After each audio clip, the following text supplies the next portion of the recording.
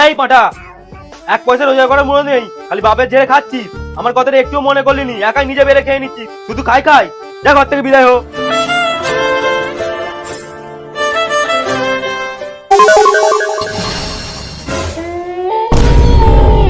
ভয় পাইনি রে খোকা, আমি তোর কিচ্ছু করবো নি। দেখে মনে হচ্ছে তোর মনটা খুব খারাপ। কি হয়েছে আমায় খুলে বল। আমি কাজ পাইনি, ঘরে তো প্রচুর প্রবলেম চলছে, হাতে টাকা পয়সা নেই, সেজন্য বাপ তাড়িয়ে দিল ঘর থেকে। ও এই ব্যাপার, তোর জন্য একটা কাজ আছে, করবি? কি কাজ? আমাদের ভূতেদের বিয়ে হয়, আমি বিয়ে দিত, কিন্তু আমার তো প্রচুর বয়স হয়েছে, ওই জন্য একটা লোক দরকার। তুই পারবি? যদি পারিস তাহলে প্রত্যেক বিয়েতে একটা করে সোনার মদ দেবো তোকে। হ্যাঁ আমি রাজি আছি, কি করতে হবে শুধু বলো।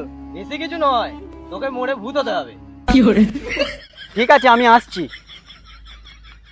চোরের বাচ্চা ভূত, তুই আমাকে মরতে বলছিস?